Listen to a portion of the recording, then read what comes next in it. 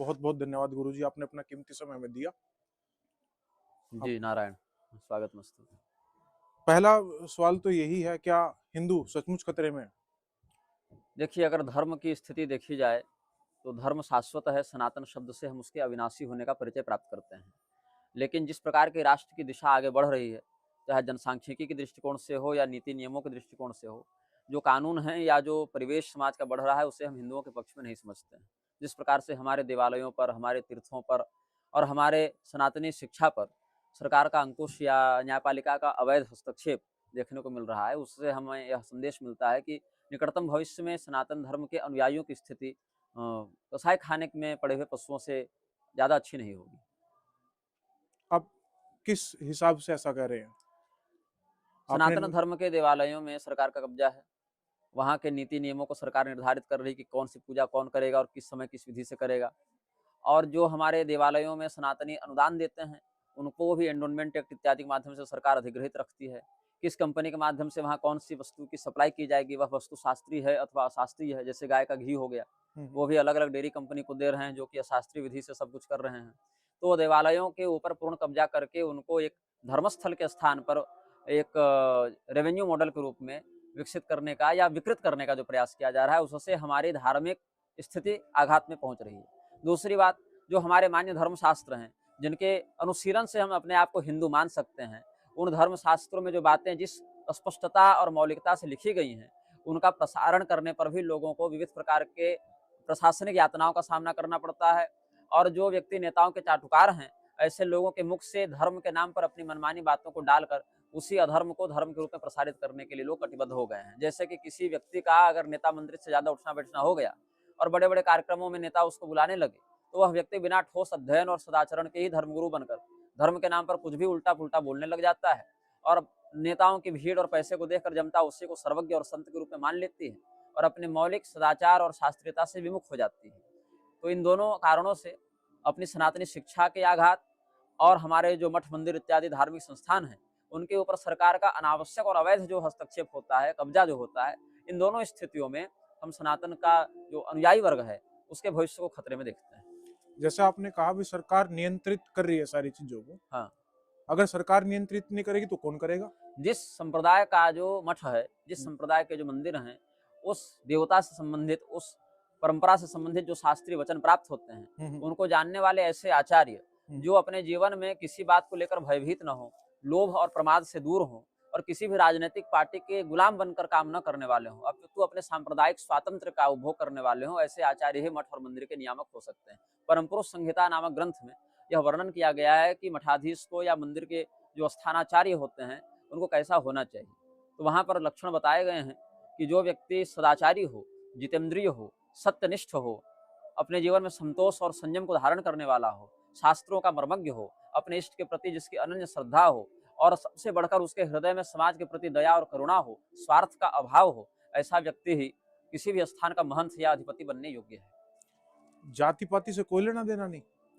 हमारे सनातन धर्म में जो आचार्य पद है, वह ब्राह्मण के हाथ में होता है, क्योंकि ब्राह्मण जो है वह समाज के ज्ञान प्रसारक विभाग का अध्यक्ष है। यद्यपि ज्ञान प्राप्त करने में अपनी जाति वर्गानुसार सभी प्राणियों का अधिकार है। जैसे हमारे धर्म में विदुर जी महाराज जन्म की दृष्टि से शूद्र थे, किंतु उन्होंने जो विदुर नीति इत्यादि का उपदेश किया, वह सत्पुरुषों की सभा में वैसे ही मान्य है जैसे कि ब्राह्मण चाणक्यादि के द्वारा बताई गई नीति शास्त्र को हम सम्मान देते हैं। हमारे यहाँ भीष्म पितामह क्षत्रिय होकर भी धर्मराज युधिष्ठिर को धर्म का बोध कराते हैं। तुलाधार वैश्य जो हैं, वो बनिया थे, जिसको आज की भाषा में बनिया कहें, वैश्य वर्ण से थे। उन्होंने जाजली मुनि को भी धर्म का बोध कराया है। एक धर्म व्याध नामक कसाई का वर्णन मिलता है, जिन्होंने नरोत्तम ब्राह्मण इत्यादि को उपदेश किया था।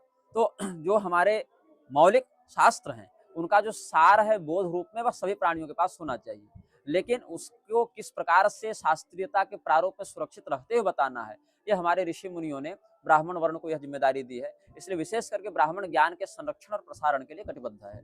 इसीलिए आचार्य पीठ पर बैठने वाले व्यक्ति को ब्राह्मण ही होना चाहिए, शास्त्र का मत है। हाँ, ये बात जरूर है कि जो विशेष धर्मज्ञ होते हैं, ऐसे क्षत्रिय, वैश्य और उत्सवादि में अलग अलग विभागों को देखने के लिए शूद्र वर्ण की भी अपनी अपनी उपयोगिता विभाग के दृष्टिकोण से है। लेकिन चूंकि ब्राह्मण का काम ही ज्ञान का संरक्षण और प्रसारण है, इसीलिए उन वर्गों को भी निर्देश देने का सर्वाधिकार ब्राह्मण के पास सुरक्षित होता है। अगर एक व्यक्ति जो जन्म से शूद्र है, हाँ, आप धर्मों के हिसाब से अगर वो ब्राह्मण बन जाए हाँ। तो आप लोगों को आपत्ति नहीं है उसको किसी मठ पे? ब्राह्मण कैसे बन जाए? आपने ही तो कहा ब्राह्मण होना चाहिए, उदाहरण दिए जो आपने। तो विदुर जी तो ज्ञानी थे, मतलब विदुर जी संत भी थे, लेकिन विदुर जी को तो कभी ब्राह्मण के रूप में प्रचारित नहीं किया गया। जिस धर्म शास्त्रों में विदुर जी का, जैसे भागवत महापुराण हो गया या महाभारत हो गया या अन्य ग्रंथ हो गए, जहां जहां विदुर कोई थे या शबरी कोई थी, ये हम कैसे जानते हैं? जिन धर्म शास्त्रों से हमें इनके व्यक्तित्व का परिचय मिला, वहीं पर यह स्पष्ट है कि ज्ञानी भी थे, भक्त भी थे, और वर्ण के दृष्टिकोण से भिल्ल शूद्र आदि में उन्होंने जन्म लिया था। तो उन्होंने तो स्वयं को कभी ब्राह्मण नहीं कहा कि हम ब्राह्मण हैं। तो फर्क क्या हुआ? सरकार नियंत्रित करे या एक मैं हूं मान लीजिए या कोई और व्यक्ति है, अगर मैं ज्ञानी होने के बाद या शूद्र जन्म में घर लेता हूं, हाँ, हाँ। तो मैं तो कभी भी किसी मठ का सबसे टॉप पोजीशन पे नहीं बैठ पाऊंगा। तो जिस वर्ण के लिए भगवान ने जो विधि और निषेध बताया है, उस वर्ण के माध्यम से ही उस प्रकार का कार्य किया जाना चाहिए, यही शास्त्र की आज्ञा है। जैसे उदाहरण स्वरूप ग्वाला जाति जो है, जिसको गोप कहा जाता है, उसके लिए शास्त्रीय आजीविका है गाय का पालन करना, गाय के दूध दही घी का व्यापार करना। तो गाय के दूध दही घी का व्यापार ब्राह्मण नहीं कर सकता है, ब्राह्मण के लिए वह कर्म अनुचित है। जैसे एक शूद्र वर्ण में तेली जाती है, मान लीजिए, जिसका काम है तैलकार का कार्य है, विभिन्न तिलहनों का तेल निकालकर उसका व्यापार करना, तो ब्राह्मण तेल का व्यापार नहीं कर सकता है, चाहे उसमें उसको कितना भी रुपया मिले। अगर शास्त्रीय के दृष्टिकोण से देखें तो ब्राह्मण के लिए जो कर्म निश्चित है वही करता हुआ वह सदगति को प्राप्त होता है। श्रीमद् भगवत गीता में कहते हैं भगवान 18वें अध्याय में, सहजं कर्म कौन्तेय सदोषम अपि त्यजेत सर्वारंभा ही दोषेण धूमेन अग्निरिवावृता। हे अर्जुन, जिस व्यक्ति का कर्म उसके साथ ही जन्म लेता, सहज है मतलब साथ में जिसने जन्म लिया, उस कर्म को करता हुआ व्यक्ति उसी के माध्यम से भगवान की आराधना करता है। इसीलिए वहां स्पष्ट कहा गया कि स्वकर्मणा तमभ्यर्च्य सिद्धिं विन्दति मानवः। अपने वर्णगत जातिगत कर्म को करता हुआ ही वह व्यक्ति भगवान की आराधना कर लेता है। जैसे अर्जुन के लिए भगवान की आराधना क्या है? मां मनुस्मर युद्ध च, कि तुम धर्म युद्ध करते हुए मेरा स्मरण करो, वही तुम्हारे लिए आराधना है। सुदामा जी के भिक्षा पात्र में जो तपोबल है, वही तपोबल अर्जुन के गांडीव में है, वही तुलाधार वैश्य के तराजू में है, और संत रैदास जिस कठौती में चमड़ा धोते थे, उसमें भी वही धर्म और वही भगवत पूजा प्रतिष्ठित है। इसलिए शूद्र वर्ण में जो व्यक्ति जन्मा है, शास्त्र के लिए शूद्र वर्ण के लिए जो आदेश बताया गया, अपने शिल्प कर्म को करना, जैसे कोई स्वर्णकार है और सोना से संबंधित जितने काम है उसको बिना किसी बेईमानी के करता हुआ ही भगवान की आराधना करता है, और वह फिर वहां से शुद्ध होकर, वहां से उन्नत होकर, प्रोन्नत होकर क्रमशः वैश्य, क्षत्रिय, ब्राह्मण इत्यादि योनियों में वही जीव आगे जन्म लेता है, और वहां पर जब वह ब्राह्मण बनेगा तो ब्राह्मण के लायक जो काम है उसमें वह करेगा। अगर वहां ब्राह्मणोचित कर्म नहीं करेगा तो फिर वह अन्यान्य योनियों में भटकेगा, और अगर ब्राह्मण के योग्य कर्म करेगा तो वहां से उसका मोक्ष होगा। ये पूरी प्रक्रिया होती है। छांदोग्य उपनिषद के अनुसार या भागवत महापुराण के अनुसार जो, या देवी भागवत इत्यादि के अनुसार भी, जो व्यक्ति स्वकर्मनिष्ठ होता है, शूद्र वर्ण में जन्मा व्यक्ति शूद्र के लिए जो कर्म बताए आजीविका या सदाचार संबंधी, उसका पालन करे, वहां से वह फिर वैश्य योनि में जाएगा, वहां से वह फिर क्षत्रिय, ब्राह्मण इत्यादि योनियों में जाएगा। अगर ब्राह्मण अपने कर्म को नहीं करता है तो वह क्रमशः क्षत्रिय, वैश्य, शूद्र आदि की योनि में भी अगले जन्म में जाएगा। तो पुनर्जन्म के सिद्धांत के अनुसार यही बात शास्त्र वर्णित करते हैं। मेरे को आपकी बातों से ऐसा प्रतीत हो रहा है, आपको इस बात का ज्यादा दुख है कि सरकार अगर सारी चीजों को नियंत्रण करेगी, हाँ, तो जो ब्राह्मण लोग हैं, हाँ। उनके हाथ में से सारी चीज जा रही है। आपको हिंदू बचाने में मेरे हिसाब से कोई दिलचस्पी नहीं है, हिंदू जितना कैसे अपनी बनेंगे? कुर्सी बचाने में। अगर जैसे आपने कहा एक शूद्र है, हाँ, हाँ।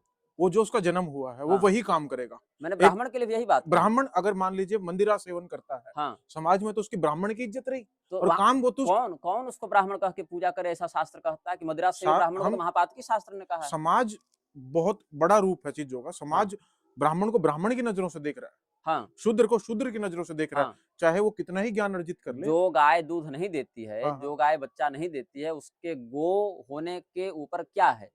आपत्ति है? जैसे कोई गाय अगर दूध नहीं दे रही है या कोई गाय अगर संतान उत्पन्न नहीं कर रही है, तो उसको हम क्या कहेंगे? दूध नहीं दे रही है, इसका अर्थ वो गाय नहीं है, ऐसा नहीं। क्या कहेंगे? वह लक्षणहीना गौ है। मतलब गौ के रूप में उसका जन्म हुआ, किंतु गौ के लिए जो लक्षण प्रकाशित किए जाने चाहिए थे वह उसमें नहीं है। ऐसे ब्राह्मणों के लिए शास्त्र में शातातप मुनि ने अब्राह्मण शब्द का प्रयोग किया है, जिसको जाति बंधु ब्राह्मण कहा जाता है। ऐसे ब्राह्मणों से पूजा पाठ कराना मना है, ऐसे ब्राह्मणों को दान देना मना है, ऐसे ब्राह्मणों को व्यासपीठ पर बैठाकर धर्मोपदेश सुनना मना है, ऐसे ब्राह्मणों से किसी भी प्रकार का शारीरिक या सामाजिक संसर्ग करना मना है। इसीलिए मदिरापायी ब्राह्मण को आमरणांत प्रायश्चित कहा है कि वह तपती हुई सुरा का पान करके अपने देह त्याग के बाद जान देकर उसका प्रायश्चित करे। ये शास्त्र की आज्ञा है, और यही शास्त्र की आज्ञा पर हम चलते हैं और समाज को इसी अनुसार उपदेश भी करते हैं। धर्म का पालन समाज करता है, जो भी हम धर्म की बात कर रहे हैं उसका पालन समाज कर रहा है। हाँ, अगर कोई शूद्र है, हाँ, बहुत अच्छे से पढ़ाई कर ली, हाँ। शास्त्र उसने पढ़ लिए, हाँ। मतलब वो इज्जत नहीं कमा पा रहे एक ब्राह्मण की, विदुर जी कैसे कमाए, सबरी जी कैसे कमाई? तो किसी मठ के तो वो हेड नहीं बन पाए ना। अगर कोई व्यक्ति बहुत अधिक पुरुषार्थी हो, हाँ हाँ बहुत अधिक उसमें यौन शक्ति हो, हाँ हाँ। तो केवल यौन शक्ति होने मात्र से वह किसी का पिता कहलाने का योग्य हो जाएगा क्या? ऐसा तो हो नहीं सकता कि किसी में अगर कोई बहुत अधिक अगर धनी हो जाए, तो धनी होने मात्र से वह सभी प्रकार के अधिकार से युक्त हो जाए, ऐसा भी नहीं कर सकते हैं। मठ के मठाधीश होने में जो हेतु है, जो लक्षण और जो कारण होने चाहिए, मठ के मठाधीश होने में जब वहाँ शूद्र वर्ण को मठाधीशत्व का विधान ही नहीं है, तो हम अपने से नियम बनाकर कैसे कह दें? अगर कोई व्यक्ति शूद्र वर्ण में जन्म लेकर धर्मशास्त्रों के मर्म को जानता है, तो वह यह भी जानता है कि शूद्र वर्ण के अंतर्गत मठाधिपत्य का जो विधान है वह प्राप्त नहीं होता है। इसीलिए वह अगर शास्त्र के सच में है, तो वह इस अनुशासन को स्वीकार करके शूद्र वर्णोचित कर्तव्य ही करेगा, जैसे विदुर जी ने किया, जैसे पैजवन नामक शूद्र ने किया। गालो मुनि के मार्गदर्शन में पैजवन शूद्र ने भी तपस्या की थी, और उसने 1 लाख स्वर्ण पात्र जो है वह दान किए थे जब पाक यज्ञ किया है पैजवन शूद्र ने। स्कंद पुराण के नागर खंड में मिलेगा ये प्रकरण। तो पैजवन शूद्र ने तो ये कभी नहीं कहा, या विदुर जी ने कभी नहीं कहा कि देखो हम व्यास जी और बड़े बड़े संतों के साथ उठते बैठते उनके समान ही हम भी शास्त्रज्ञ हैं, तो हमको मठाधीश बना दो। मुझे यह जानना है कि शूद्र वर्ण के लिए मठाधीश होने का अगर शास्त्रीय विधान मिलेगा, तो फिर हम क्यों नहीं बनाएंगे? या क्षत्रिय को आप क्यों नहीं कह रहे हैं कि क्षत्रिय मठाधीश नहीं बन पाएगा क्या? वैश्य क्यों नहीं कह रहे हैं? ब्राह्मण के बाद क्षत्रिय भी तो है, वैश्य भी तो है। ये कहाँ से कह रहे हैं सारी बातें? कुछ किताबें, कुछ किताबें नहीं जिनको धर्मशास्त्र के रूप में धर्मशास्त्र लिखे किसने है? ये लिखे जो हमारे पंडित थे आचार्यों ने। उन्होंने लिखे। वो पंडित उच्च जाति के थे, उन्होंने अपनी कुर्सी आगे बढ़ाने के लिए अपना नाम लिखा। और क्या लिखा कि जो है सो ब्राह्मण से हृदय हो क्षुद्र कामाय निश्चते, कि ब्राह्मण सुख सुविधा का उपभोग करेगा तो नर्क जाएगा। ये लिखा उन्हीं ब्राह्मणों ने। ये लिखा कि हम राज्य नहीं करेंगे, क्षत्रिय राज्य करेंगे। ब्राह्मणों ने सोना का सारा काम शूद्र वर्ण के हाथ में दिया, रथ बनाने का सारा काम शूद्र वर्ण के हाथ में दिया। आज आप जिसको इंजीनियरिंग कहते हो सारा काम शूद्र वर्ण के हाथ में। पिछले 10 साल जिस भूमि पे आप बैठे हैं, हाँ, इसके सीएम कौन है? जिस भूमि पे आप बैठे, अच्छा, प्रयागराज। हाँ, इसके कौन है? आदित्यनाथ है। वो है क्या? उनकी उपाधि क्या है? सीएम है। सीएम है। चीफ मिनिस्टर जब है। आप कह रहे हैं हाँ। जो भी योगी हो गया वो किसी भी ऊंचे मतलब राजपाट नहीं संभालेगा। हम कहाँ आदित्यनाथ का नाम लेकर कहने को वो योगी हैं? उन्होंने कोई योग साधना की ही नहीं, वो तो राजनेता हैं। तो आप लोगों ने विरोध भी तो नहीं किया उस बात हमने का? ही किया है। पूरे भारत में अगर आदित्यनाथ के विरुद्ध किसी ने फुल होकर बोला है तो हमने ही बोला है। अगर तो इसका मतलब जितने भी और भगवाधारी अपने आप को हाँ, महाराज बताते हैं, हाँ, उनको ज्ञान नहीं है? बिल्कुल नहीं। जितने भी मतलब सब नहीं, लेकिन अधिकांश जो आप तो विरोध किया आपने, हाँ, कुछ गिने चुने लोगों ने। तो अब जिन्होंने विरोध किया वही ना विरोध का जो है उत्तरदायित्व ले सकते हैं। जिन्होंने विरोध नहीं किया तो उनकी बात उनसे पूछी जाए, इसका मतलब सरकार का विरोध क्यों नहीं किया? इसका मतलब ये है जितने भी भगवाधारी लोग हैं, तो वो उनको ज्ञान नहीं है। उन्होंने राजनेताओं के धन से अपने मठों को इतने भोग विलास से भर दिया है कि उनकी बुद्धि धर्म की तपस्या में जा ही नहीं सकती। उन्होंने अपने मठ को नेताओं का कार्यालय बना रखा है। तो हम फिर से क्वेश्चन पे आते हैं। जैसे इसी प्रयागराज में ममता कुलकर्णी को महामंडलेश्वर बना दिया गया। हरसारी छारिया क्या है? साध्वी तो है नहीं, धर्मगुरु तो है नहीं। राधे माँ क्या है? धर्मगुरु तो है नहीं। तो नेताओं के गुलाम जो नेता मंत्री थे, उधर आपके अवधेशानंद, कैलाशानंद और जो अखाड़ा वाले थे, उन लोगों ने मिलकर किया है ये सब उत्पात। और वही अलग अलग संघ, भाजपा इत्यादि के नेताओं से उठते बैठते रहते हैं, उनसे अनुदान लेते रहते हैं। तो शुरू जो हमने किया था, पहला प्रश्न ये था, हिंदू खतरे में है। किससे खतरे में है? लोकतंत्र से खतरे में है। लोकतंत्र से कैसे खतरे में है? क्योंकि लोकतंत्र ने जैसे आपने कहा, एक जो अपने आप को साधु नहीं कहता उसको महाराज बना दिया। तो गलत किया ना। आप नाम लेके बोले ना। लोकतंत्र से खतरे में नहीं है, लोकतंत्र तो खतरे में है। 75 साल से चल रहा है। हाँ, तो 75 साल से पहले से भी हिंदू खतरे में, लेकिन कम से कम हमारे अंदर ये विवेक था कि हम हर हर महादेव के स्थान पर हर हर मोदी का नारा नहीं लगाते थे। हम महादेव जी को महादेव जी ही मानते थे। हम हनुमान जी को पतंग बनाकर नहीं उड़ाते थे नरेंद्र मोदी के समान। हम रणवीर कपूर के समान बीफ खाकर मंदिर में नहीं घुसते थे जब हिंदू की पुलिस हमको पीटने आएगी। ये लोकतंत्र ने किया। जब राजतंत्र था तो शिवाजी ने गोहत्यारों का माथा काट दिया था, हाथ काट दिया था। जब राजतंत्र था तो जे दृढ़ राखे धर्म को ताहि रखे करतार कहने वाले महाराणा प्रताप जंगल में घास की रोटी खाकर धर्म को बचाए थे। तब वो लोहा लेने के लिए क्यों तैयार थे? क्योंकि उनका खून शुद्ध था, उनकी बुद्धि शुद्ध थी। अभी सत्ताधारियों के समान बीफ कंपनियों से चंदा लेने वाले शासक राजतंत्र में नहीं थे। इससे पहले वाली सरकारों ने तो चंदा नहीं लिया इनसे। उन्होंने कत्ल खाने खुलवाए ना। कत्ल खानों का जब तक उन्होंने रेवेन्यू खाया, अब इनकी सत्ता आई है तो ये रेवेन्यू खाएंगे कत्ल खानों से। इंदिरा गांधी ने गोली चलवाई थी। आज की सरकार से पहले इंदिरा गांधी की सरकार थी ना। साधुओं पर गोली कौन चलवाने गया? उसके बीच में सरकार नहीं है, मनमोहन जी की सरकार थी। सभी सरकारों ने सनातन धर्म के विरुद्ध ही नियमों को पारित किया है। सभी सरकारों को मैं कह रहा हूं, मैं किसी एक पार्टी को नहीं कह रहा हूं कि तुमने ऐसा किया। जिसकी सत्ता जब आई है, जिस क्षेत्र में आई है, उसने हमारे धार्मिक संस्थानों को अपने आघात से पददलित किया है और अपने आघात से धर्मशास्त्रों की मान्यता को ठोकर पहुंचाई। एक धर्मगुरु के रूप में हमारा यही चिंतन है और जब तक यह लोकतंत्र भारत में रहेगा तब तक यही स्थिति रहेगी। यही कारण है कि जब मुसलमानों के विरुद्ध कोई शिकायत करने जाता है कि मानो कि हमारे ऊपर खतरा है या हमारे बहू बेटियों को ऐसे प्रताड़ित किया जा रहा है या इस प्रकार से हमारे ऊपर संकट, हम रामनवमी का जुलूस निकालते हैं तो मानो हमारे ऊपर पत्थर बरसाया जा रहा है, जो भी बातें इस प्रकार की तमाम बातें हैं, तो अगर कोई थानेदार है या कोई एसपी है या कोई नेता है जो मुसलमान है, वो हिंदुओं का पक्ष नहीं लेगा, वो अपने ही समाज का पक्ष लेगा। लेकिन अगर कोई हिंदू थानेदार भी है और कोई हिंदू एसपी इत्यादि भी है, विधायक भी है, तो भी वो प्रयास यह करता है कि हमारा वोट बैंक खराब न हो, वो सीनियर नेता को देखता है। ये हमारे जीवन का अनुभव है, ये हमने झेला है अपने घर में। हमारे घर के ठीक बगल से आईएसआईएस के लोग पकड़े गए हैं। तो आप ये कह रहे हैं सरकार ये हो, मैं नाम लूं बीजेपी या कांग्रेस हो, आम आदमी पार्टी हो, सारी एक जैसी है। हाँ, इनके नेता एक दूसरे में आते जाते रहते हैं। इन्होंने बस अपना चुनावी सिंबल अलग रखा है और एक अघोषित नियम पर चलते हैं कि जो व्यक्ति सत्ता में है, चाहे वो दाएं करवट ले या बाएं करवट ले, हमको विरोध करना ही करना है। हम बात करें साधुओं की, आपके खेमे के कितने साधु कोई हैं? नहीं, मैं अकेला जन्मा हूँ, अकेला बोलूंगा, अकेला मरूंगा। उससे होगा क्या? हम अपने मरने के समय ये ग्लानि नहीं रखेंगे कि हम जहां बोल सकते थे वहां चुप रहे, जहां देख सकते थे वहां आंखें फोड़ ली, जहां सुन सकते थे वहां कानों को बंद कर लिया। हम अपने जीवन को मृत्यु के समय अपने जीवन की ग्लानि से बचाना चाहते हैं कि हम जो कर सकते थे वो हमने नहीं किया। जब आपने खुद ही कह दिया भाई बीजेपी और कांग्रेस एक जैसी है, तो आपने बहुत सारे प्रश्नों का उत्तर एक लाइन में खत्म कर दिया। हमारे लिए सारे नेता एक ही तराजू की मेढक हैं, जो कभी यहाँ उछलेंगे, कहाँ उछलेंगे और कभी फिर वापस तराजू में आकर बैठ जाएंगे। तो ये जो भारत की 150 करोड़ की आबादी है, ये मूर्ख है, इनको पहचान ही नहीं हो रही कौन हिंदुओं का हितैषी है और कौन हिंदुओं का दुश्मन है। अगर पहचान होती तो हर हर महादेव के स्थान पर हर हर मोदी के नारे लगते। अगर पहचान होती, अभी काशी में जो अहल्याबाई होलकर वाले अंकन वाला मंदिर तोड़ा गया, हिंदुओं का आंदोलन दिख रहा है आपको। अगर पहचान होती, जब अधूरे राम मंदिर में प्रतिष्ठा कराई जा रही थी और सब जगत गुरुओं को प्लास्टिक की कुर्सी में मुसलमानों के बीच में बैठाया जा रहा था, तो हिंदुओं की चेतना कहाँ मर गई थी? अभी नगर निगम मध्य प्रदेश में स्लॉटर हाउस से गोमांस बरामद हुआ है, तब हिंदुओं की चेतना कहाँ चली गई थी? भारत के जो हिंदू हैं, हिंदू धर्म जानने के लिए किधर देखेगा? मठों की ओर देखेगा, गुरुओं की ओर देखेगा। मठ में मठाधीश का जो एसी लगा हुआ है, संतोष दास अभी देखिए यही माघ मेला में डिफेंडर, पोर्श और मर्सिडीज में घूम रहा है। वो क्या हल चलाकर पैसा कमाया है? व्रत करके, तपस्या करके अपने शरीर को सुखाया है? क्या उसने किसी प्रकार का कोई वैसा अर्जन किया, सदाचार किया, कोई तपस्या की, कोई अपने जीवन में संयम सदाचार रखा? नहीं, भोग विलास में डूबा रहा। नेताओं को ऐसे ही मूर्खों का तो साथ चाहिए, जीवन में इतनी महत्वाकांक्षा रखते हो। हिंदू समाज श्रद्धा करने में इतना अंधा हो गया है कि उसको यही नहीं पता है कि जो साधु इस प्रकार के भोग विलास में डूबे रहते हैं, उनके पास पैसा आ कहां से रहा है, उनकी फंडिंग हो कहां से रही है। एक प्रकार का त्रिकोणीय ट्रायंगल बनता है, किसके बीच में? नेता, उद्योगपति और कथित धर्मगुरु। धर्मगुरु के पास क्या है? अपने अनुयायियों का समर्थन है, उसके पास भीड़ है। नेता को क्या चाहिए? भीड़ चाहिए। तो गुरु के साथ नेता ने साठगांठ कर ली। नेता का साठगांठ जो है सो कैसे, गुरु का साठगांठ नेता को सत्ता दे रहा है। सत्ता के बाद सिग्नेचर से कॉन्ट्रैक्ट पास होंगे। कॉन्ट्रैक्ट क्या करेगा? उद्योगपतियों को कॉन्ट्रैक्ट दिलाएगा। उद्योगपति अपने गुरु जी के मठ में डोनेशन देंगे। ये ट्रायंगल काम करता है कि हम अपने चेलों का वोट आपकी पार्टी को दिलाएंगे और आपकी पार्टी की सरकार बनेगी तो आप इस उद्योगपति को कॉन्ट्रैक्ट दीजिएगा या उसको फंडिंग या नीति नियम, इसको टैक्स बेनिफिट या उस पर जांच नहीं बैठाइएगा, काला धन को प्रोटेक्ट कीजिएगा और उसका पैसा फिर हमारे मठ में आकर व्हाइट होगा। एनजीओ के नाम पर, सीएसआर के नाम पर, तरह तरह के सामाजिक संगठनों के नाम पर वो पैसा डाइवर्ट होगा।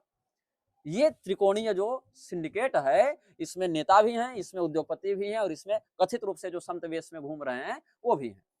तो ये सिंडिकेट हिंदू समझ नहीं रहा, क्योंकि हिंदू के मन में एक डर बैठा है कि हम तो अगर गुरु जी को कुछ कहेंगे तो गुरु निंदा लगेगी, संत निंदा लगेगी, संतों की निंदा नहीं करनी चाहिए। वो ये नहीं समझ पा रहा कि आखिर धर्म ने संत किसको कहा। आखिर इस धरती पर तुलसीदास जी हुए, रैदास जी हुए, सूरदास जी हुए, कबीरदास जी हुए, स्त्रियों में मीराबाई, जनाबाई, कर्माबाई, मुक्ताबाई सब हुए। उन्होंने अपने जीवन में किस नेता की चापलूसी करके और किस बड़े बड़े रथ और महल में रहकर भगवान का भजन किया? औरंगजेब में और भारत के लोकतंत्र में आपकी भाषा से ऐसा लग रहा है कोई फर्क नहीं है। औरंगजेब ज्यादा बढ़िया था। वो औरंगजेब जब था तो अपने हिंदू धर्म को इतना, जो अनुयायी थे उनको विवेक था कि हमारा शत्रु और इससे बचना है, इससे अपनी रक्षा करनी है। वो संघर्ष की वृत्ति थी। इन्होंने तो ठग रखा है कि हम तुम्हारे रक्षक हैं, ऐसा कहकर इन्होंने ठग रखा है। औरंगजेब के समय प्रत्यक्ष रूप से ज्यादा मारा जाता था, लेकिन कम से कम एक बुद्धि व्यक्ति में थी कि हमको यहाँ से बचना है, यहाँ से हमको रक्षा करनी है, अपने धर्म को बचाना है। ये जागृति थी, ये चेतना जगी हुई थी। आज की स्थिति में पहला प्रहार उसी चेतना पर किया गया है। यही कारण है कि प्रदीप मिश्रा कहता है कि अमित शाह जो है शिव जी का अवतार है, तो कोई कहता है नरेंद्र मोदी जो है सो विष्णु भगवान का 11वां अवतार है, तो कोई सोनिया गांधी को दुर्गा जी का अवतार बता रहा है, तो कोई ममता बनर्जी को जो है सो काली मैया का अवतार बता रहा है। कलकत्ता में यही काली हैं, सब अपने अपने नेता को भगवान और अवतार घोषित किए हुए हैं। और इस कोढ़ में जो है खाज क्या है कि जो गुरु जी हैं वो भी अवतार से कम नहीं है। कोई राधा जी का अवतार है, कोई हनुमान जी का धीरेन्द्र शास्त्री अवतार है। और धीरेन्द्र शास्त्री का हाल देखिए, जो आईएसआई आतंकवादी भेजकर भारत को तबाह किए हुए है, वही आईएसआई का जो मित्र है या पीओके का जो पीएम का जो मित्र है, क्या है नाम है, अबू अब्दुल्ला, जो दुबई ले जा रहा है धीरेन्द्र शास्त्री को। ये हिंदुओं को नहीं दिख रहा है कि जिस आतंकवादी ने तुम्हारे घर में आकर बम फोड़ा, उसी ने पैसा देकर धीरेन्द्र को भेजा दुबई। ये तो पब्लिक डोमेन की बात है। अब अगर हिंदू समाज स्वयं अपनी आंखों को नहीं खोलना चाहता तो कैसे खोल दे? हम तो बोल रहे हैं, प्रमाण दे रहे हैं, अपने वक्तव्यों में हमने सारा प्रमाण दिया है कि देखो इसके इसके साथ चित्र है, इसने सार्वजनिक कन्फेशन किया है। तब भी अगर कोई नहीं समझना चाहे और नेताओं को ही अपना उद्धारक माने या नेताओं के चापलूसों को अपना उद्धारक माने, तो हम क्या कर सकते हैं? हम तो इसीलिए हमने कहा हमारे खेमे में हम हैं, हमारा कोई अलग से सहयोग करे या विरोध करे उस पर हमारा वक्तव्य आश्रित नहीं होता है। बड़े बुजुर्ग एक कहावत कहे गए हैं, भाई हाँ। सोते हुए व्यक्ति को जगाया जा सकता है, जो आंख खोल के सो रहा है ना उसको नहीं जगाया जा जी, सकता। तो हिंदू समाज वैसा ही हो गया है। तो फिर आप किसको जगाने के लिए लगे हुए हैं? मैं अपने कर्तव्य को कर रहा हूँ। अगर कोई बच्चा विकलांग होता है तो माँ उसका परित्याग नहीं कर देती, अरे तू तो चल ही नहीं पाता। प्रयास करती है कि उसको सहारा दिया जा सके जब तक माँ के पास सामर्थ्य है। गुरु को भी वात्सल्यपूर्ण होना चाहिए। जैसे गाय अपने बछड़े से प्रेम करती है कि स्तनपान करते हुए बछड़ा कई बार मुंह जोर से मार देता है तो दर्द होता है, लेकिन माँ फिर भी सहन करती है, उसको भगाती नहीं है। एक गुरु को, एक आचार्य को वैसा ही व्यवहार अपने पुत्रों के प्रति जैसा होता है वैसे ही शिष्य या समाज के प्रति करना चाहिए। उसको करुणा से युक्त रहना चाहिए। जैसे आपने सरकार क्या कर रही है हिंदू के खिलाफ आपने बहुत अच्छे से समझा दिया। हाँ आपने कटघरे में खड़ा किया है जो भारत की न्यायपालिका है। हाँ न्यायपालिका में एक आपकी सेशन कोर्ट होते हैं, हाँ। एक हाई कोर्ट होता है और एक सुप्रीम कोर्ट होता है। सुप्रीम कोर्ट में जितने भी जज हैं, जो जितना ऊपर है वो उतना भ्रष्ट है। सुप्रीम कोर्ट के, हाई कोर्ट के जितने भी जज हैं, टेस्ट देके तो नहीं लगते। क्या एक देखे? टेस्ट, कोई टेस्ट तो हाँ नहीं हाँ हाँ इनका नहीं होता। हाँ हाँ कॉलेजियम है हाँ हाँ। और उस कॉलेजियम में आप देखेंगे मैक्सिमम अपर कास्ट के लोग हैं, तथा कथित हिंदू, ब्राह्मण आपको मिलेंगे, बनिया आपको मिलेंगे, उनको भी आप कटघरे में हाँ, बिल्कुल गलत, जो गलत है सो गलत है। उन्होंने ऐसा क्या कर दिया जिससे आपको लग रहा है हाँ। कि हिंदू धर्म को खतरे में डाल रहे हैं जानबूझ के? उन्होंने क्या कर दिया? हाँ, उन्होंने सदैव सनातन धर्म के विरुद्ध ही फैसला देने का प्रयास किया, चाहे वर्णाश्रम के विषय देखें, चाहे हमारी हिंदू धार्मिक परंपरा को देखें, चाहे कहीं पूजा पाठ के विषय को देखें, या कहीं पर आप ये जो पारिवारिक हमारी जो वैवाहिक संरचना है जिसको विवाह संस्कार कहा जाता है उस पर हस्तक्षेप देखें, या परिवार को तोड़ने वाले फैसले देखें। अलग अलग कानून, व्यभिचार को हटाया क्यों गया? क्या व्यभिचार की धारा स्ट्रक डाउन करने से समाज का विकास हो जाएगा? आज जो लड़कियां दिल्ली में जाकर निरोध से नाली जाम की हुई हॉस्टल में, वो किसकी देन है? क्योंकि कोर्ट ने खुलेआम छूट दी व्यभिचार को। कोर्ट ने खुलेआम छूट दी कि एक स्त्री विवाह करेगी 21 साल में, लेकिन व्यभिचार वो 16 साल की उम्र से कर सकती है। कितने पुरुषों से संबंध बनाए, कितना भी गर्भपात करे। तो इससे हमारी धार्मिक सामाजिक मौलिकता को खतरा नहीं है क्या? वो वह प्रयास करती है भारत की न्यायपालिका कि हिंदू जो है वह रिलीजन फॉर्म में भरने के लिए तो हिंदू बना रहे, लेकिन जो उसके शास्त्रीय अनुशासन है, जो उसके सदाचार हैं, जो उसकी चरित्र शुद्धि है, जो आहार शुद्धि है, उस पर कभी वो चर्चा न करे। ये काम तो विद्यालय का है। किसका? विद्यालय, स्कूलों का काम है। तो विद्यालय? जो हाँ आचरण जो हमें सिखाएगा, हाँ। न्यायपालिका नहीं सिखाएगी। विद्यालय आचरण सिखाने के लिए नहीं बने हैं। अगर आचरण सिखाने के लिए बने रहते तो विद्यालय हर में मोरल साइंस में पढ़ाते हैं कि honesty is the best policy, और उसके बाद honesty is the best policy कह के वही सरकारी पैसा कुछ अध्यापक भी खाते हैं, और जो बच्चे पढ़ रहे हैं honesty is the best policy, उन्हीं के माता पिता घूसखोरी भी करते रहते हैं। बच्चा को आप 5 साल पढ़ेगा honesty is the best policy, जब वो बाहर जाकर निकलेगा तब उसको पता चलेगा कि it's not the best policy. समाज इतना विकृत हो चुका है कि यहाँ रुपया दिए बिना न काम कोई करना चाहता है, ना अगर घूस लेके टाइम पर काम कर दे तो ईमानदार कहलाता है। हम उस देश में जी रहे हैं जहाँ मुर्दे के शरीर से कफन निकाल कर नीलाम कर दिया जा रहा है। तो जो एथिक्स पढ़ाए जाते हैं ना, वो इंटरव्यू तक काम आते हैं। जब इंटरव्यू में IAS IPS बोलते हैं कि हम देश को सुधारेंगे, और 6 महीना जाते जाते 100 करोड़ बटोर लेते हैं। तो एथिक्स जो है वो मूर्ख बनाने के लिए, नंबर बटोरने के लिए। जो सामने इंटरव्यू लेने बैठा वो भी जानता है कि घूसखोर है, क्योंकि हम खुद घूस लेके बैठे हुए हैं। अगर आपको मैं घूस लेके नहीं बैठा, आपको नहीं, मतलब मैं सिचुएशन दे रहा हूँ कि जो IAS जो है, जो इंटरव्यू ले रहा है और जो इंटरव्यू देने आया है, दोनों जानने के दोनों चोर हैं, लेकिन मुंह पर बोलेंगे कि क्या करोगे, तो हम सर एथिक्स के दीवाने हैं। तो ये दोगलापन समाज में व्याप्त हो गया। आपने तो एक लाइन में भारत को अंधेर नगरी चौपट राज्य में, इसका क्या? भारत सच में भगवान भरोसे चल रहा है। ये जो देवभूमि कहते हैं ना कि भारत देवताओं की भूमि है, देवता ही चला रहे हैं, ऐसा लगता है देखकर। इतना सड़ा हुआ तंत्र जो है अन्य किसी देश का नहीं है। कोई देश अपने ऊपर इतना बड़ा आघात नहीं करता है, अपनी सुरक्षा के साथ इतना समझौता, अपने नीति नियमों के साथ इतना समझौता। महिलाओं को 2000, 5000, 10,000 देकर बांट दिए वोट खरीदने के लिए, खजाना खाली हो गया, महिलाएं खुश कि हाँ सरकार हमको 10,000 रुपया दी। अब ट्रेजरी में पैसा नहीं, पति को कहाँ से सैलरी दीजिएगा? 6 महीना से पति की सैलरी बैन, और पति पैसा नहीं लेके आएगा तो वही महिला कहेगी तुम भरण पोषण नहीं करते हो, घर में गृह क्लेश होगा, तलाक का केस फाइल करेगी, एलिमनी भी लेगी। इसका दोषी कौन हुआ? सरकार ने रुपया बांटा, ट्रेजरी खाली। 500 रुपया का काम सरकार 1500 रुपया में करवा रही है, वो भी टिकाऊ नहीं करवा पा रही है। तो क्यों ऐसा हो रहा है? जहां हम बैठे हैं प्रयागराज की भूमि पर, यहाँ तो जो सिस्टम है बहुत अच्छे से सरकार ने किया हुआ है, इसमें तो कोई कमी नहीं है। आज ही मुक्तेश्वरानंद के दल पर लाठी चली है, सुने हैं, जबकि वो तो कोई आतंकवादी भी बंदूक लेके जा नहीं रहते जिससे सुरक्षा खतरा था। भीड़ ज्यादा हो गई होगी। तो कितनी भीड़ हो गई थी? जब मेला लगा तो भीड़ लगेगी। आप भीड़ को संभालने की व्यवस्था कीजिए, आप बैन कैसे कर सकते हैं? उस पर भी आप एक आमना के शंकराचार्य को बैन कर रहे हैं। तो इसका मतलब अगर उसकी जगह पर अवधेशानंद रहते, उनकी जगह पर अवधेशानंद अगर रहते तो क्या उनको रोक दिया जाता? नहीं, क्योंकि वो सरकार के पक्षधर हैं, सरकार की नीतियों का समर्थन करते हैं, गुलामी करते हैं। वो जब मंच पर बैठते हैं तो कहते हैं प्यारी कुरान, पवित्र बाइबल और वेद एक ही हैं, और जिनकी परंपरा का आधार लेकर कहते हैं वो शंकराचार्य के सिद्धांत का ही पालन नहीं करते हैं। जो मदनी भारत में हिंदुओं को काटने की बात करता है उसे हाथ से कैलाशानंद कुरान लेते रहते हैं। जो कंगना रनौत कहते हैं कि हम बीफ खाते हैं, गोमांस खाते हैं, उसके साथ गलबहियां करके केदारनाथ में कैलाशानंद घूमते हैं, और उसको हिंदू हिंदू शेरनी समझ रहा है। हिंदू तो सोशल मीडिया पर जो दिख रहा है और उसको जैसे प्रोजेक्ट किया जा रहा है उसको ब्रह्मवा के मान लेता है कि मोदी सेवियर। कुछ लोगों के लिए राहुल गांधी सेवियर हो सकता है, कुछ के लिए ममता बनर्जी। सुरेश कलमाडी मरा पिछले 10 दिन में, 20 दिन में। 2G घोटाला का हल्ला हुआ था ना, क्यों सुरेश कलमाडी को आज तक जेल नहीं हुई?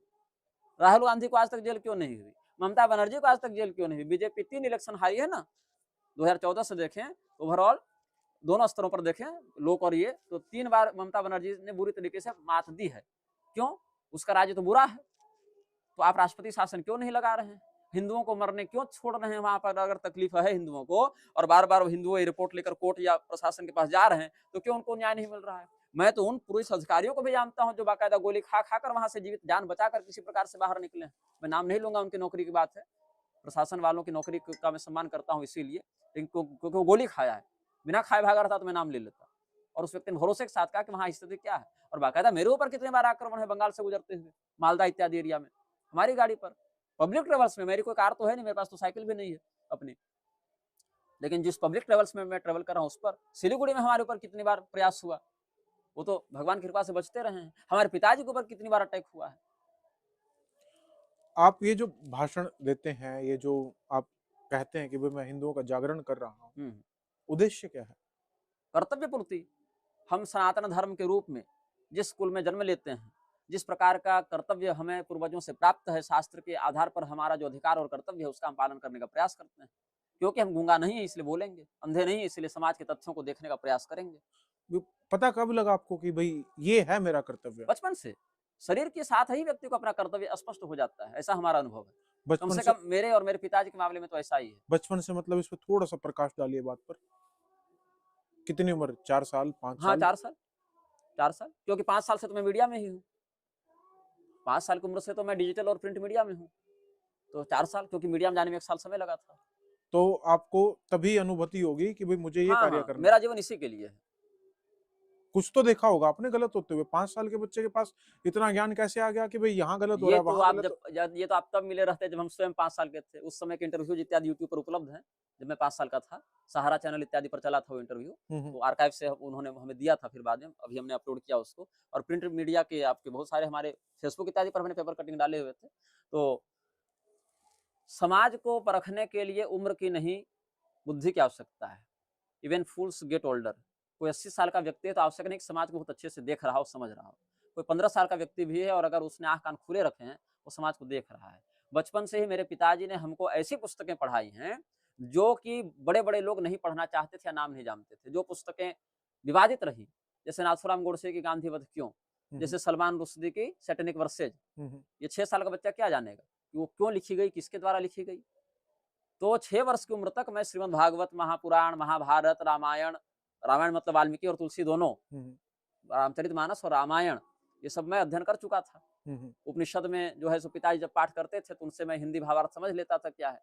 यज्ञोपवीत के बाद विधिवत हमने पढ़ा, शंकर भाष्य इत्यादि गीता का पिताजी पढ़ाते ही थे। तो 6 वर्ष के जाते जाते हमने लगभग 20-25 ग्रंथ और सैकड़ों सहस्रों श्लोक हमने कंठस्थ कर लिए थे। तो माता पिता का संस्कार और उनकी तपस्या हमें फलित हुई। जो आपने कार्य संभाला है, हाँ, ये आप अकेले हैं या आपका गृहस्थ जीवन चल रहा है? गृहस्थ जीवन भी चल रहा है, माता पिता हैं, पत्नी है, भाई हैं, बहन है, सब है। अच्छा, आप पारिवारिक सुख भी भोग रहे हैं? सुख भोगना नहीं है, कर्तव्य पालन है। गृहस्थ जीवन में ऐसा नहीं कि विवाह हो गया तो आप सुख भोग रहे हैं। एक गृहस्थी को सुबह से लेकर 6 बजे से लेकर रात को आधी रात तक पति हो या पत्नी हो, धर्मानुसार अगर वो चलेगा तो उसको बहुत अनुशासन से चलना है। सुख नहीं भोगना है। ब्राह्मण से ही देहो एवं क्षुद्र कामाय निश्चते। ब्राह्मण का शरीर सुख भोगने के लिए है ही नहीं।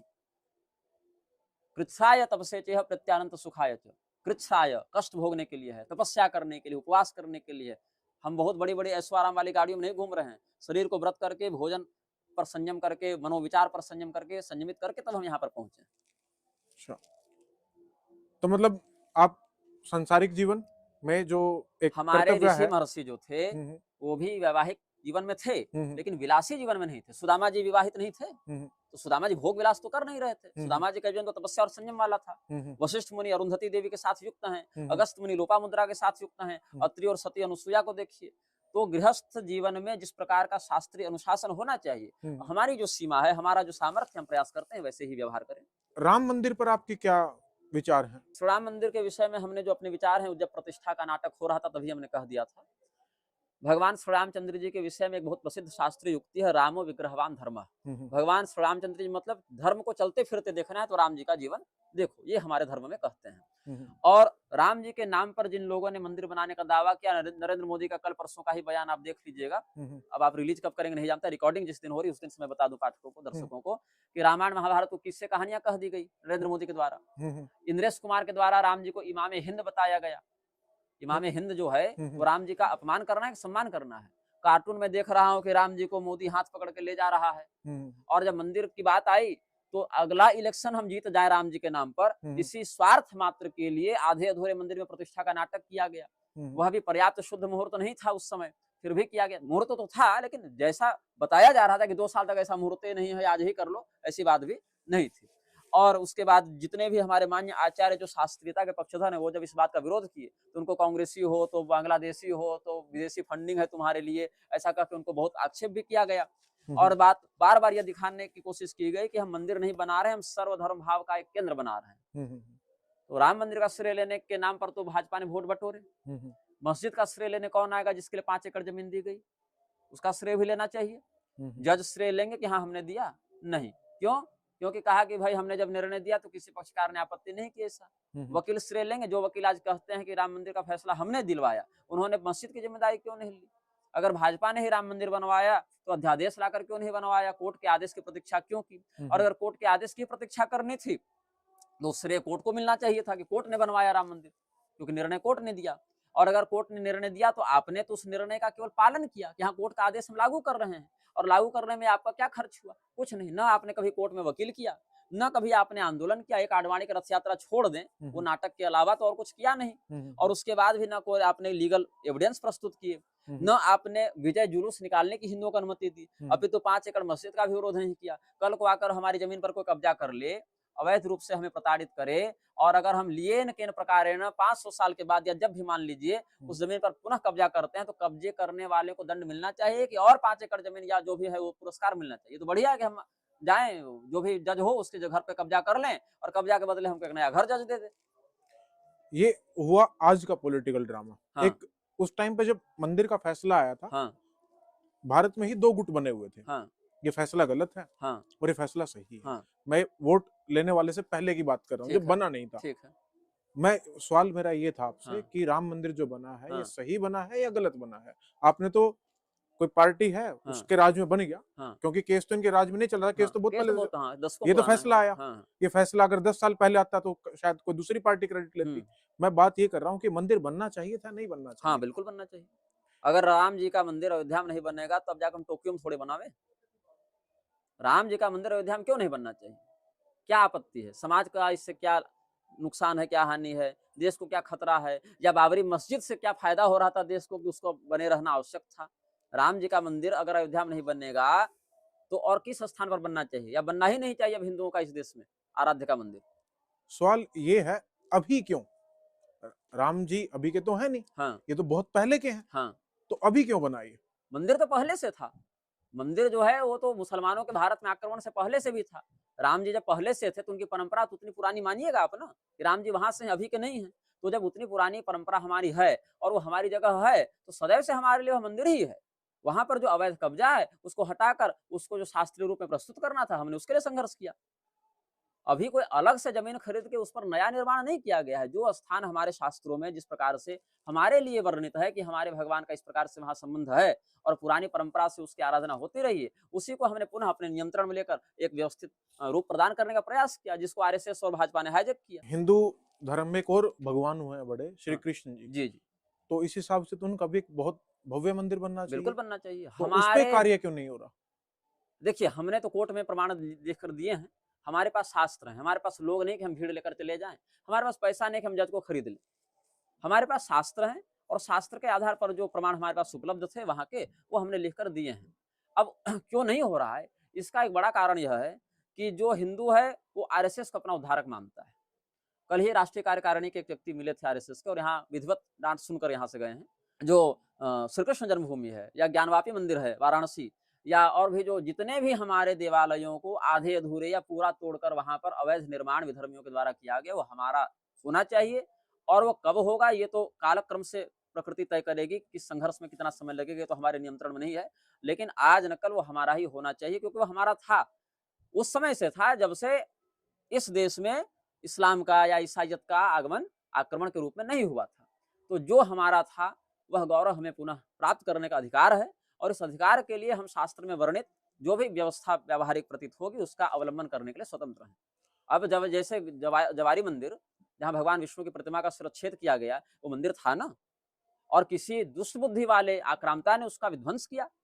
तो निर्माण करना उत्तम है कि विध्वंस करना उत्तम है? जो हमारा पहले से है, जहाँ हमारे पूर्वजों की आस्था है, जो हमारे साधना का केंद्र है, जो हमारे देवताओं का आराध्य स्थान है, अगर हम उसकी शुद्धि के लिए अगर हम प्रयास कर रहे हैं और वो भी अभी तक अहिंसक रूप से ही कर रहे हैं, कोई बम बारूद लेकर तो प्रयास कोई नहीं कर रहा है। आपने कहा कि हम न्यायपालिका खोलकर न्याय करेंगे, तो इस विश्वास पर मूर्ख हिंदू भरोसा करते हुए कोर्ट जाकर कहते हैं कि सरकार आप न्याय कीजिए। तो ऐसी स्थिति में कोर्ट कह देता है कि उन्हीं से जाकर बात करो। तो जब हमारे मंदिरों के अधिकार का उपहास करते हुए आप इस प्रकार से बारंबार तिरस्कृत करने का उद्देश्य रखेंगे, तो कब तक आपके शासन को हम सम्मान और सहयोग के दृष्टिकोण से देख पाएंगे? तो हिंदुओं का अधिकार होना चाहिए। भगवान श्री रामचंद्र जी हो, महादेव जी हो, दुर्गा जी हो या जो कृष्ण भगवान हो या जो भी शास्त्र वर्णित हमारे आराध्य हैं, उनके शास्त्रीय देवालयों पर हिंदुओं का ही सांप्रदायिक और जो शास्त्रीय अधिकार है विधि पूर्वक, ये नहीं कि उसमें कोई पार्टी अपना हिस्सा लेने आ जाए। जो जिस नियम से होना चाहिए उसी के कारण होगा। आपकी उम्र कितनी है? शरीर के दृष्टिकोण से इस जन्म में हमारे 29 साल हो गए। 29 साल हो गए। अभी 2 जो महीने में पूरे हो जाएंगे 29 और साल। जो आपकी उम्र के कुछ साधु हैं, उनके ऊपर एक गाना भी आया था, एक हरियाणा से लड़का है, ढांडा, उसने गाना गाया था, आपने सुना भी होगा, वोमिट ऑन पेपर। हाँ, मैंने सुना है, मुझे किसी ने सुनाया था। हाँ, उसमें कुछ उन्होंने जो जितने भी भगवाधारी हैं, थोड़ी बहुत गाली भी थी उसमें, गाली आपत्तिजनक शब्द कोई नहीं था। हो सकता है। हम जिस वेश में हमारे लिए तो वो भी गाली ही मानी जाएगी जिस प्रकार हाँ, से जिस हमने भेष सुना। में आप आपत्तिजनक शब्द कोई नहीं था, उन्होंने कहा था जितने भी भगवाधारी हैं, वो सारे नौटंकी हैं।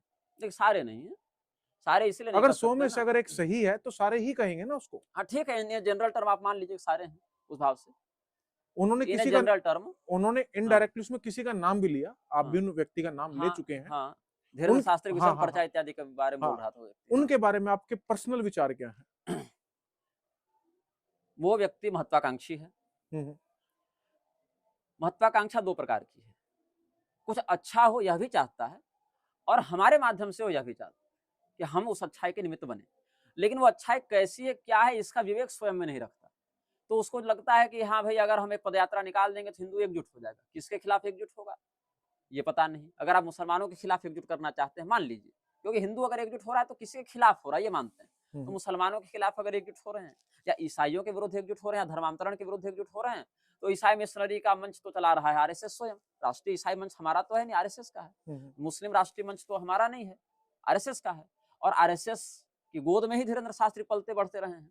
यद्यपि धीरेन्द्र शास्त्री को लॉन्च बीजेपी ने किया भी नहीं था।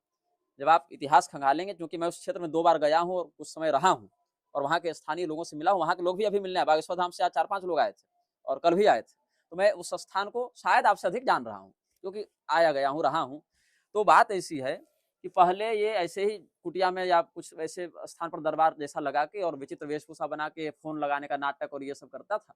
उसके बाद कुछ बातें जो हैं हिट बनने लगी, हिट करने लगी, तो उसमें कुछ नेताओं की दृष्टि पड़ी कि ये तो अभी नई उम्र का लड़का है, इसको थोड़ा उठाया जाए। तो कांग्रेस के कुछ लोगों ने, जो उस समय विधायक इत्यादि थे, कमलनाथ इत्यादि का भी उसमें कुछ था सहयोग, उन्होंने आगे किया। क्योंकि पंडोखर सरकार जो है, जो वहाँ पर पंडोखर सरकार पुराना है, पर्चा बनाता है पंडोखर सरकार, तो वहाँ से भाजपा या स्वतंत्र चुनाव लड़ने की प्रवृत्ति उधर ज्यादा दिखी। तो एक कांग्रेस चाहती थी हम काउंटर करें, लेकिन दुर्भाग्य से वो जितने विधायक ने स्पॉन्सर किया था वो अगले इलेक्शन हार गए।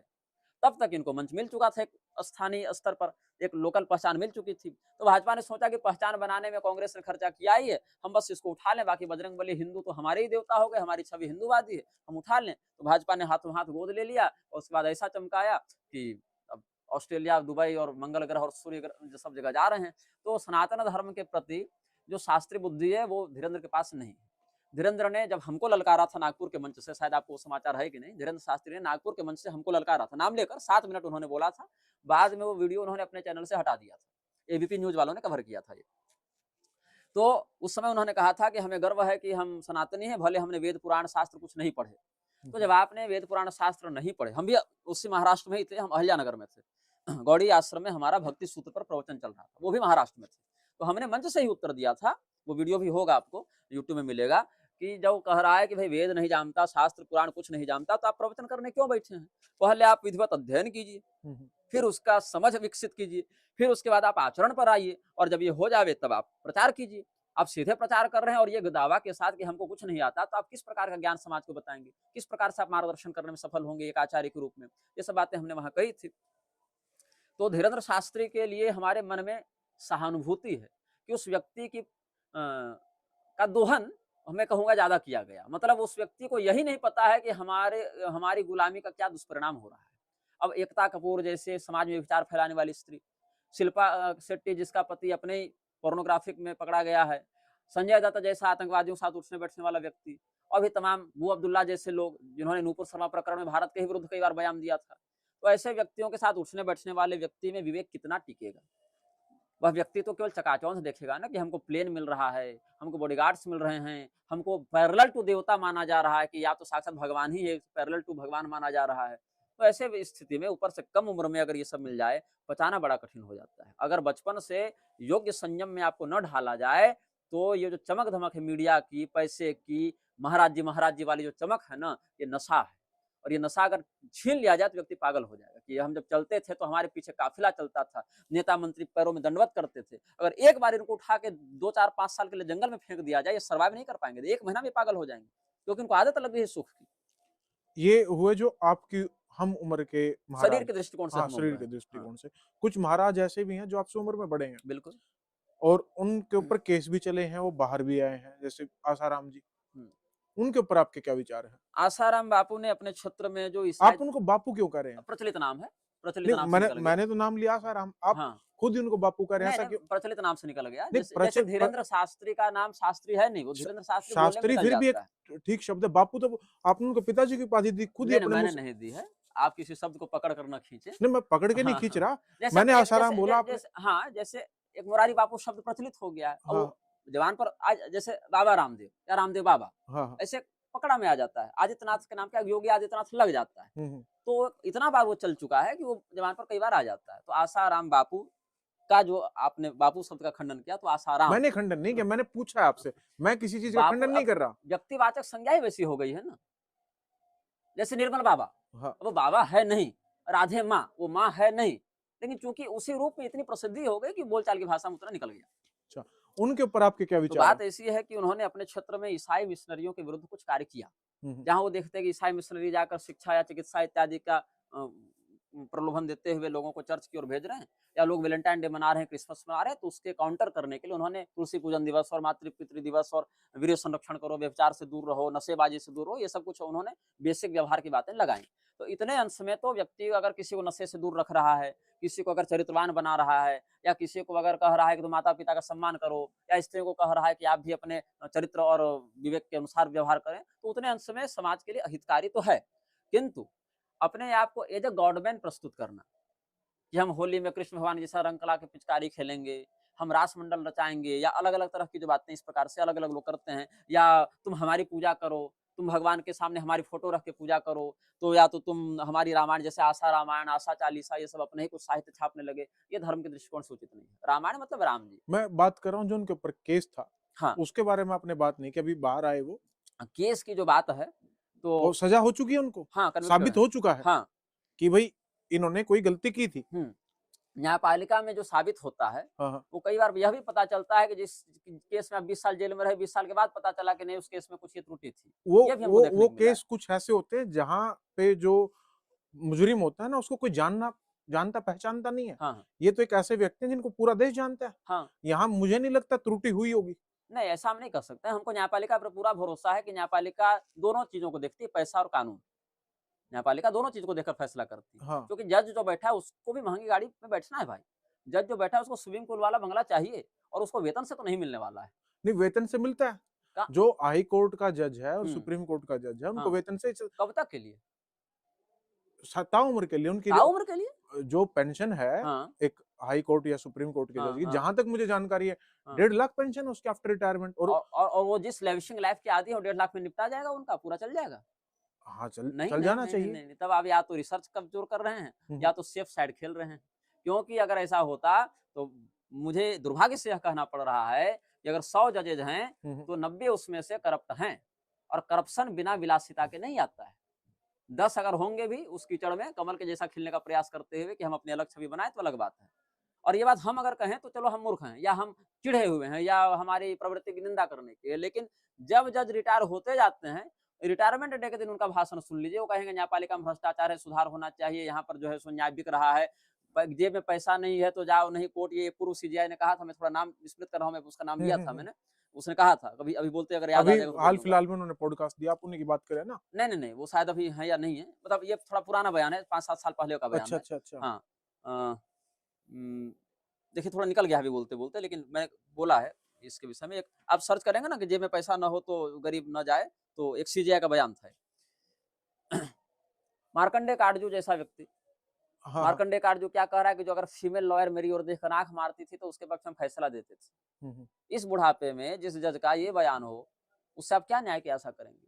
जब ऑन सिटिंग चेयर वो ऐसी प्रवृत्ति रख रहा है, तो ऑफ आप चेयर ये क्या क्वेश्चन कर से रहा है? भटक गए हम। क्वेश्चन मेरा क्वेश्चन था आसाराम हाँ। पर भी मैं आ रहा हूँ, आसाराम पर भी आ रहा हूँ। बात ऐसी है कि जिस केस में फँसाया गया है, मैंने उस केस की स्टडी नहीं की है।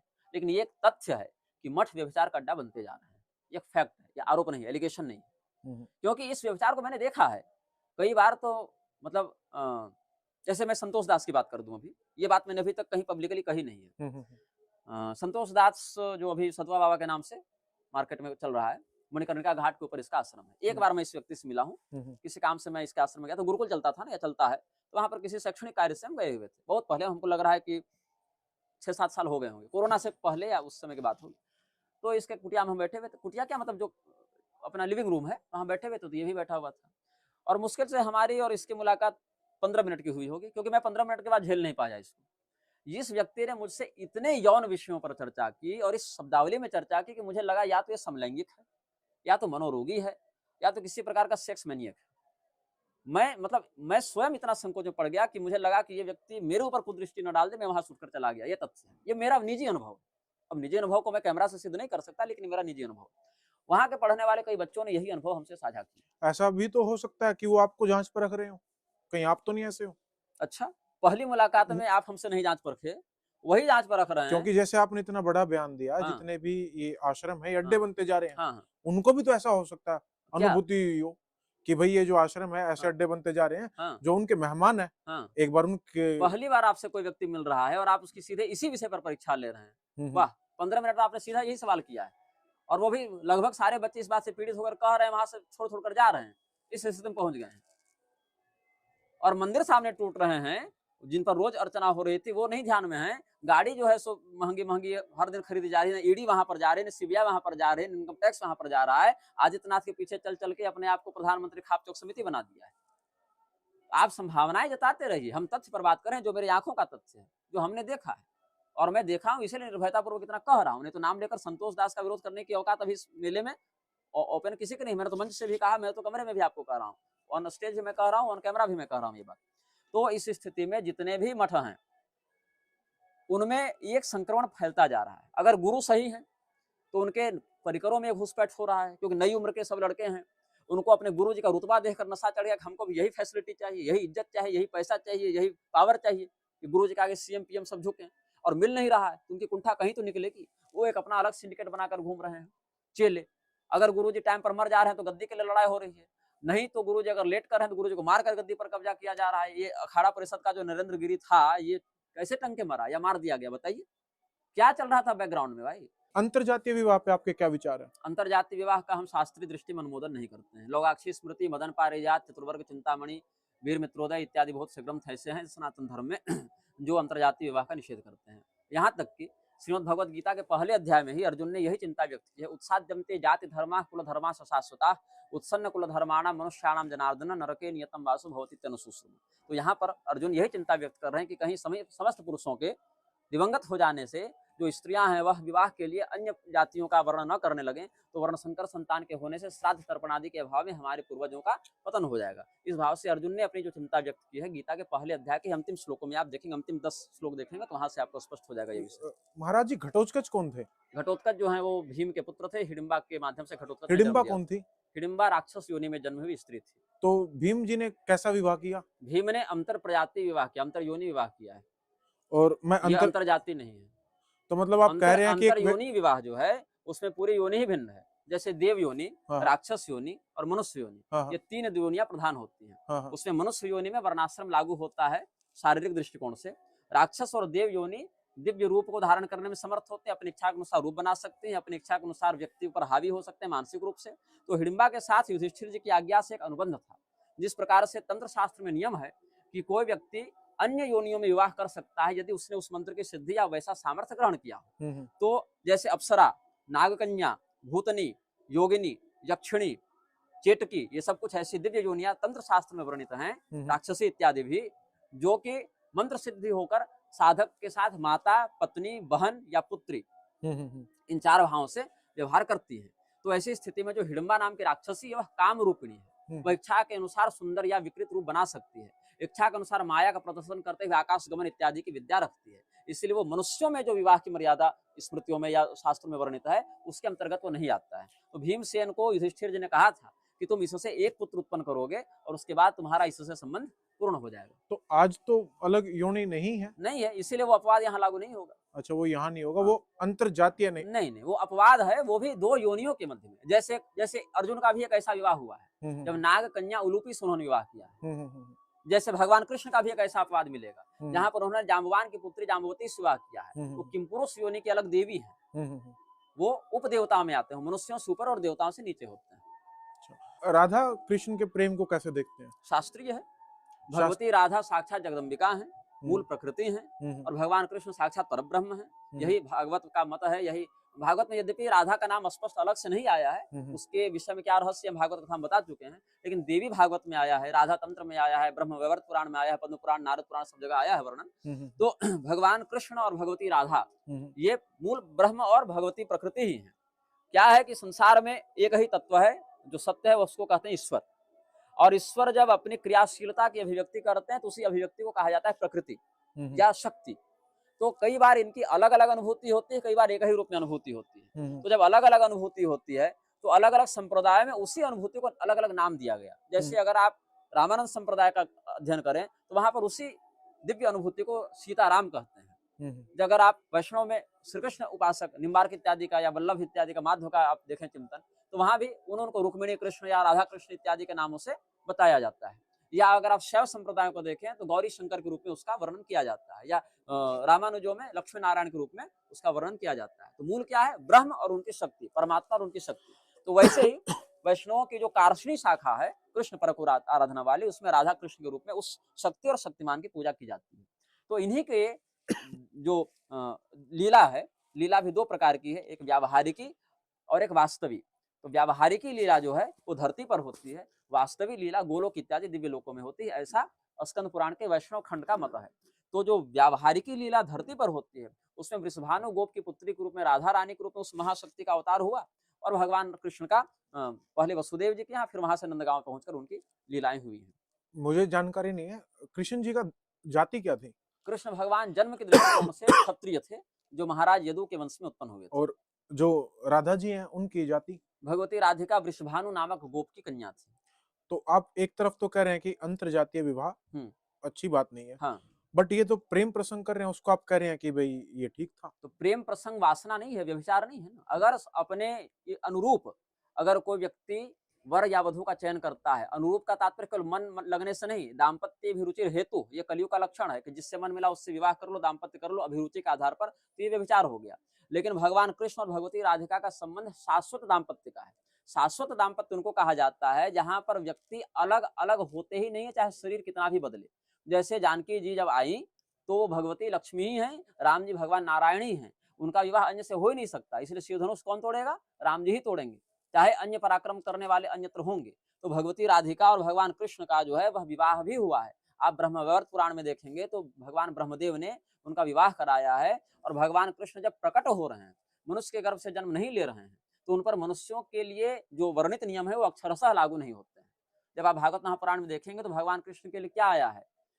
आविरासित यथा प्राच्यम दिशिंदुरी पुष्कला, जैसे चंद्रमा पहले से है, दिन में दिखता नहीं, रात्रि में उगता हुआ दिखता है पूर्णिमा का चंद्रमा, वैसे भगवान पहले से हैं। उस समय से पहले वो दिख नहीं रहे थे, जन्म काल आते ही, जन्माष्टमी का अवसर आते वो प्रकट हो गए जेल में और बड़े हुए। फिर देवकी जी ने कहा कि आप इस रूप को छिपाकर बालक हो जाए, तो उसी रूप को छिपाकर फिर बालक होते हैं। तो जो परमात्मा अपने इन ऐश्वर्यों का प्रदर्शन करते हैं, 6 दिन की उम्र में पूतना को मारा, उसके बाद शकटासुर को मारा, तो उन पर मानव के लिए अगर बताए गए सारे नियम लागू होंगे तो उनका पूतना वध भी नहीं हो सकता है, कालीय मंथन भी नहीं हो सकता है, यमलार्जुन उखाड़ना भी नहीं हो सकता, अघासुर बकासुर को मारना भी नहीं हो सकता, गोवर्धन उठाना भी नहीं हो सकता है। तो ऐसे अति मानुषीय कृत्य को करते उन्होंने अपनी ब्रह्म सत्ता का परिचय दिया और उसी परिचय के अंतर्गत उन्होंने भगवती राधिका के साथ अपने शाश्वत संबंध का भी परिचय दिया कि वही हमारी मूल शक्ति हैं। आप अपने बच्चों को आजादी देंगे इसकी प्रेम विवाह की? अगर वो धर्मानुकूल विवाह है तो बिल्कुल आजादी देंगे, उसमें आपको कोई विरोध कोई नहीं? आपत्ति नहीं होगी। अगर उनका प्रेम हम्म, धर्म शास्त्र में प्रेम की जो परिभाषा है हम्म। उसके अनुकूल है तो वो स्वतंत्र है। अभी हमारा जो प्रश्न शुरू हुआ था वो था हिंदू खतरे में है। आपने दो चीजों की तरफ इशारा किया, एक सरकार की तरफ और एक न्यायपालिका की तरफ।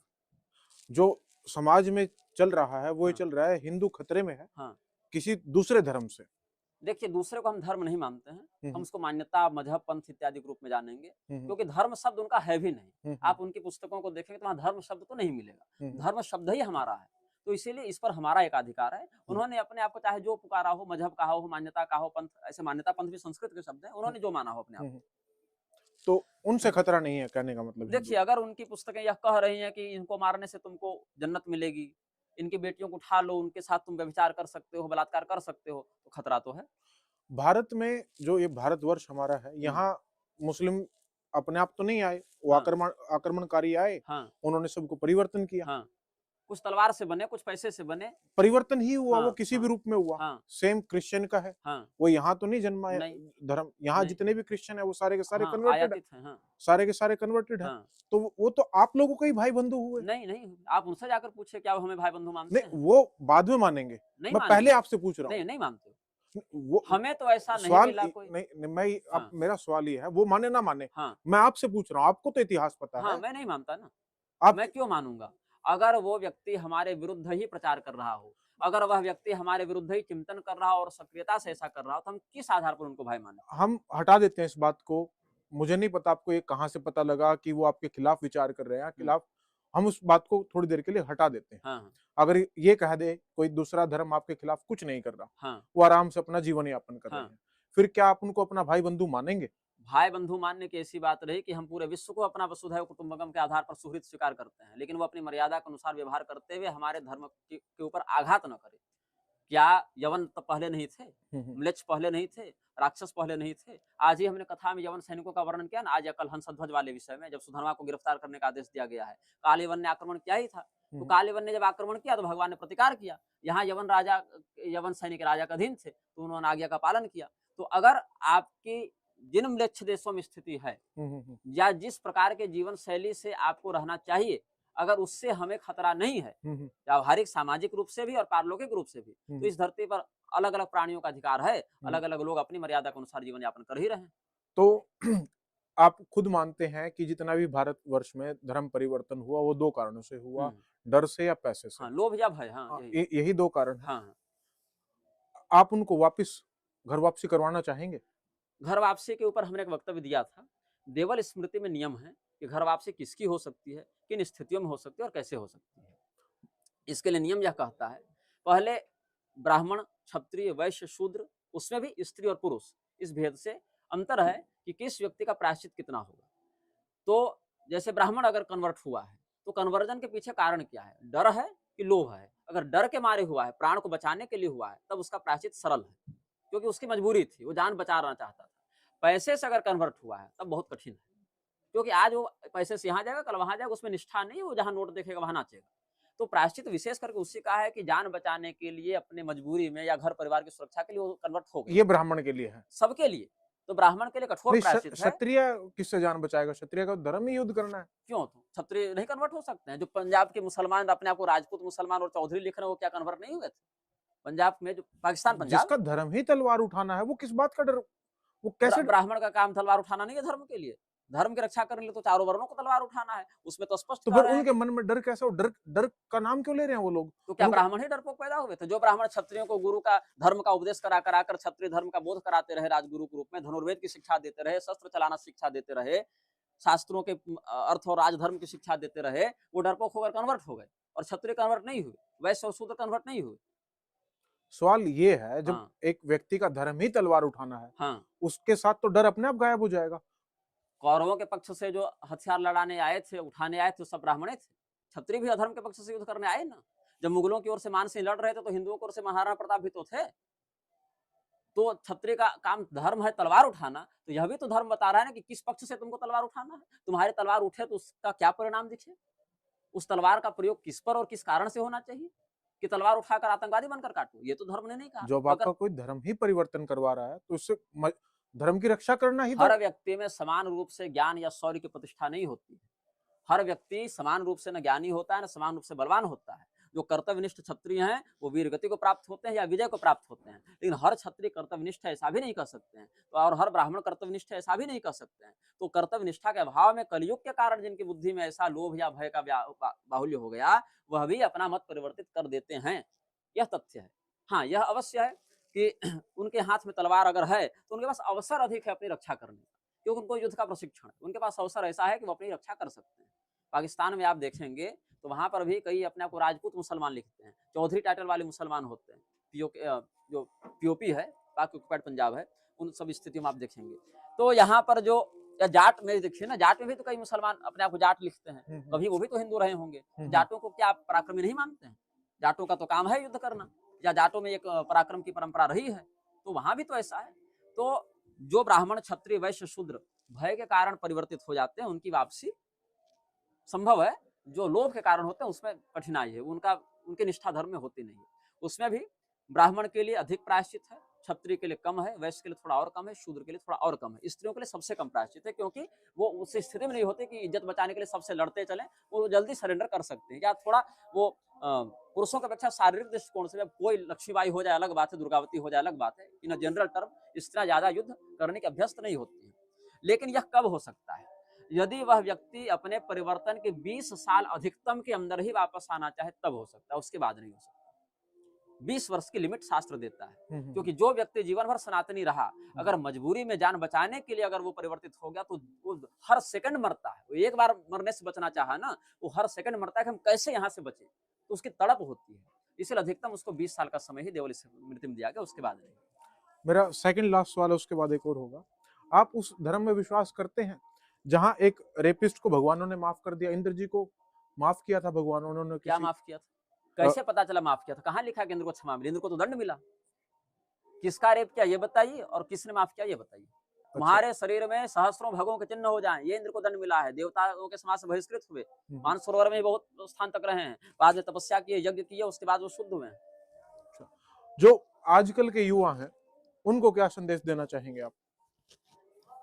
अपने हित और अहित का विवेक पूर्वक विचार करते हुए कोई निर्णय लें। युवा अगर चरित्र का पक्का हो, नशे से दूर रहे और अपने कर्तव्य को समझने वाला हो अधिकारों के साथ, तो ही देश का विकास वह कर सकता है। अपने शास्त्रीय परंपरा का परित्याग करके अगर कोई व्यक्ति आगे बढ़ना चाहता है तो संभव नहीं है। जैसे कोई जड़ को काट के पत्तों को सींचे तो वृक्ष का विकास नहीं होता है। दूसरी बात यह है, किसी भी नेता पर, किसी भी गुरु पर आंख मूंद कर भरोसा न करें। वो अपना हित आपके हित से पहले रखता है। तो इसीलिए अपने विवेक का प्रयोग करके ही किसी भी व्यक्ति का अनुसरण करें, और उसमें भी विवेक ऐसा हो जो लोभ, भय और प्रमाद से रहित हो, और उसमें इस बात को ध्यान में रखते हुए करें कि समाज में सबसे पहले आपका परिवार ही सुख दुख में सामने आएगा, कोई दूर का गुरु, मठ का महंत और नेता नहीं आएगा। इसलिए पारिवारिक स्तर पर भी एक दूसरे के प्रति सौहार्द और सामंजस्य का व्यवहार करें, क्योंकि तेजी से हिंदुओं में परिवार नाम की जो संस्था है वह टूट रही है। अभी तो यही मैं बोलूंगा। आपने अपना कीमती समय हमें दिया, उसके लिए बहुत बहुत धन्यवाद। नारायण।